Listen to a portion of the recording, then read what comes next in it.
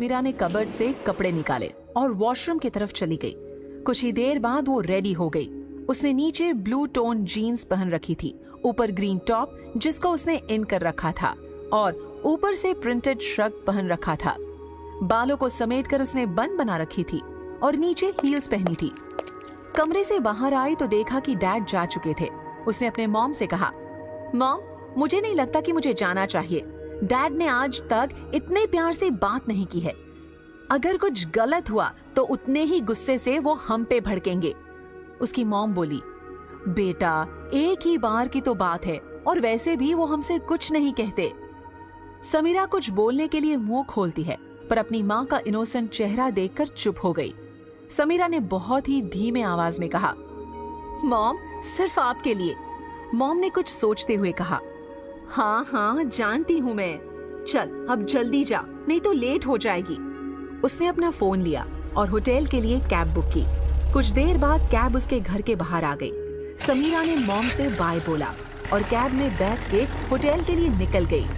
Cab में बैठी उसकी नजर खिड़की के बाहर ही थी। उसके ठीक सामने शांत समंदर था पर समीरा का मन बेचैन था। उसे बहुत अजीब लग रहा था।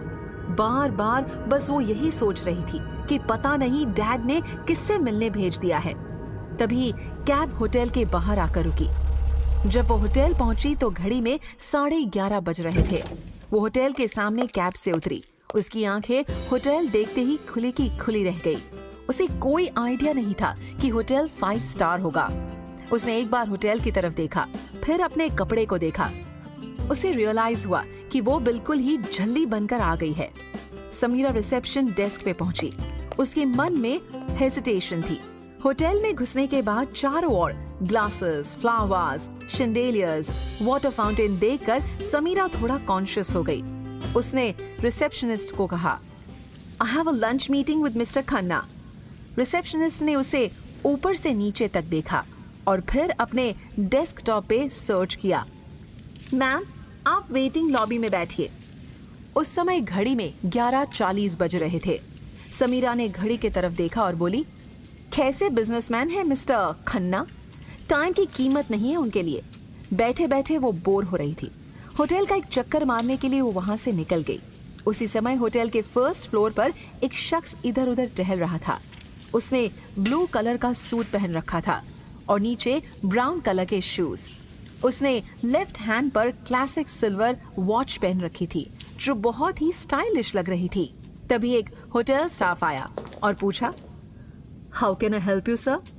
तभी पीछे से उस आदमी की सेक्रेटरी आई और स्टाफ से बोली, सर की बहुत ही इंपॉर्टेंट मीटिंग है तो एक कैबिन का अरेंजमेंट करो। मैनेजर की बात सुनकर स्टाफ मेंबर बोला, सॉरी मैम, आज के सभी प्राइवेट कैबिन ऑलरेडी बुक्ड हैं। अगर आप कहे तो मैं 2 घंटे बाद के लिए रूम बुक कर देता हूँ।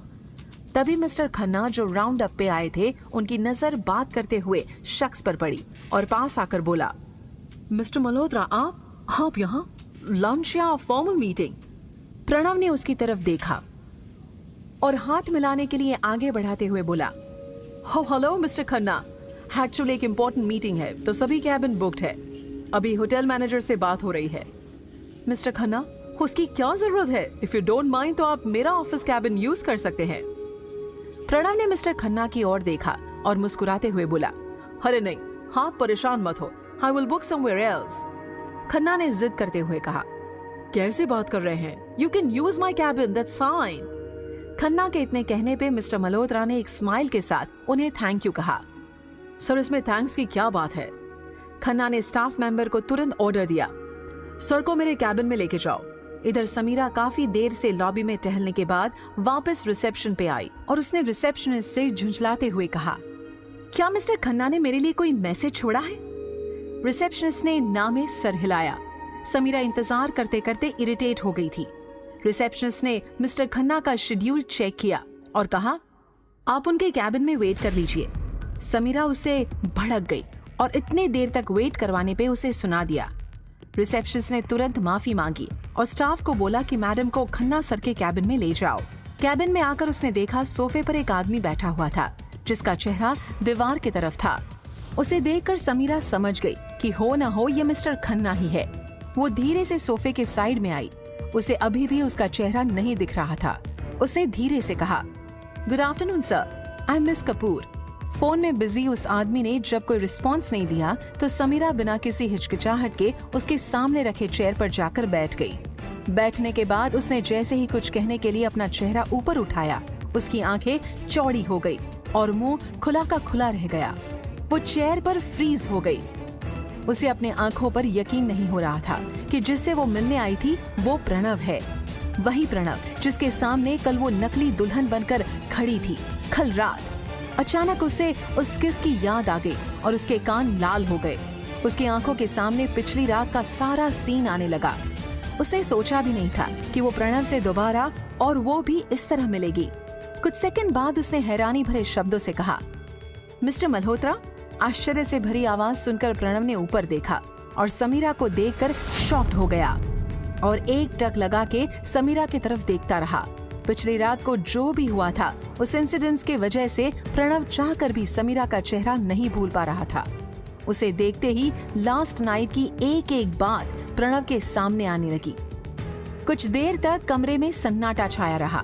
समीरा मन ही मन बोल रही थी, डैड ने मुझे इसके साथ ब्लाइंड डेट पर भेजा है। ओ गॉड प्लीज ये लास्ट नाइट की कोई बात ना करे, बस जल्दी से मीटिंग खत्म हो और मैं जाऊं यहाँ से। तभी प्रणव ने हैरानी भरे लहजे में कहा, क्या तुम ही मिस कपूर हो? इस पर समीरा ने धीरे से हकलाते हुए जवाब दिया, हाँ मैं समीरा कपूर हूँ। प्रणव ने चेयर की तरफ इशारा करते हुए समीरा को बैठने को कहा और खुद भी बैठ गया। समीरा गले को साफ करते हुए बोली, यहाँ मैं आपके साथ ओनली लंच के लिए आई हूँ। होप कि आपको भी अपनी बातें याद हो। इस लंच के बाद आपको मेरे डैड की कंपनी को बचाना होगा और प्लीज कल रात जो भी हुआ वो सारी बातें आप हमारे बीच ही रहने दें। एक बार डैड की कंपनी इस क्राइसिस से बच जाए उसके बाद मुझे न उनसे मतलब है और न आपसे। समीरा ने सारी बातें एक ही सांस में कह दी। समीरा को इस तरह बोलते हुए देख प्रणव बस उसे ही देखता जा रहा था। प्रणव कभी उसकी बड़ी बड़ी झुकी हुई आंखें को देखता तो कभी हिलते हुए होठों को। प्रणव की आंखें जैसे समीरा पर गड़ सी गई हो। समीरा ने अपनी बातें खत्म की और उसने प्रणव की तरफ देखा। वो देखना चाहती थी कि प्रणव उसकी बातों पर क्या रिएक्ट करता है। प्रणव के कुछ न बोलने पर समीरा ने बोला, मिस्टर खन्ना आप सुन तो रहे हैं ना मैंने जो भी बोला? मिस्टर खन्ना। प्रणव ने अलग सरनेम सुनकर एकदम चौंक कर समीरा से पूछा, मिस्टर खन्ना? प्रणव को यूं देख समीरा सार्कास्टिक तरीके से बोली, आप ही मिस्टर खन्ना है ना? और तो कोई नहीं दिख रहा है मुझे यहाँ। इस पर प्रणव ने हंसते हुए कहा, मिस्टर खन्ना तो मुझे भी नजर नहीं आ रहे हैं। प्रणव की बातें सुनकर समीरा ने हैरानी से कहा, आप मिस्टर खन्ना नहीं है तो इस रूम में क्या कर रहे हैं?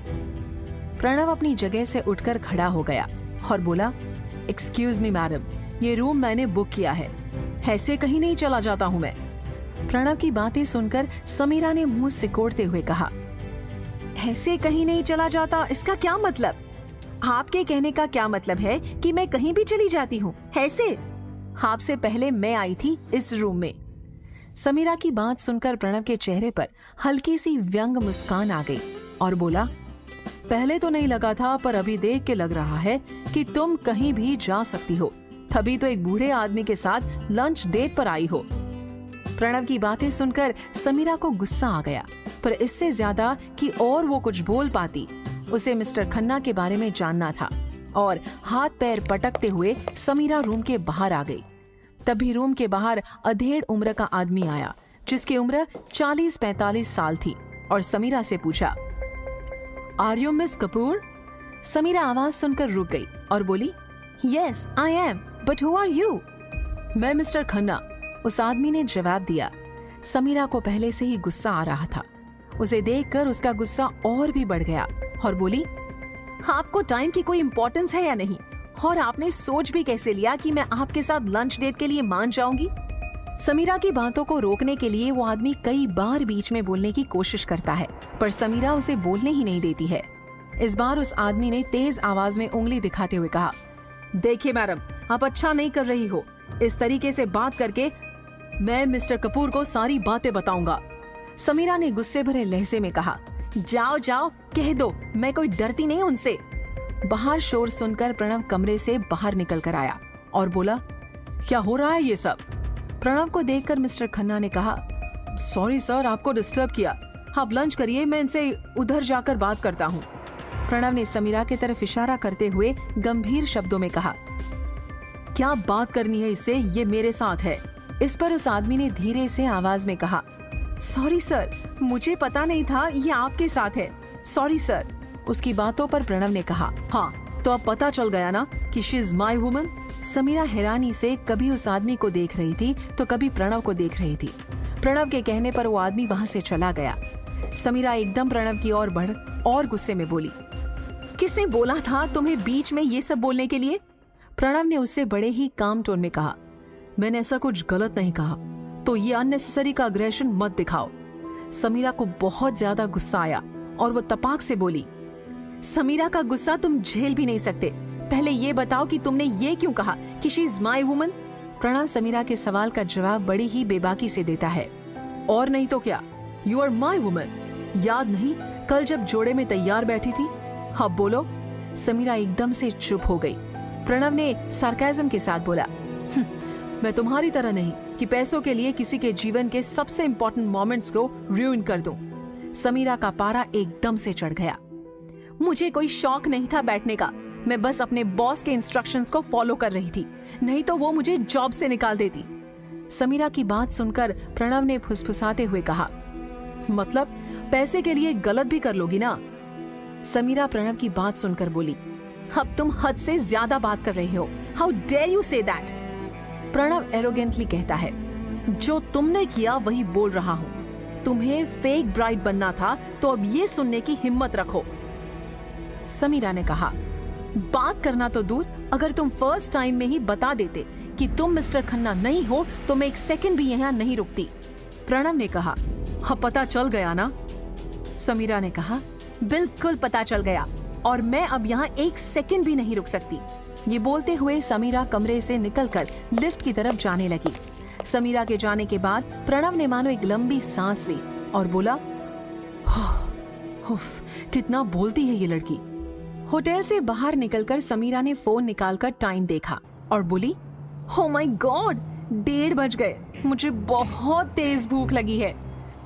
घर में भी ठीक से खाया नहीं था और जॉब के लिए भी बात करने के लिए जाना था।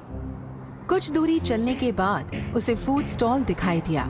उसने 2 पेस्ट्रीज ली और खाने लगी। खा ही रही थी कि तभी उसके फोन की घंटी बजी।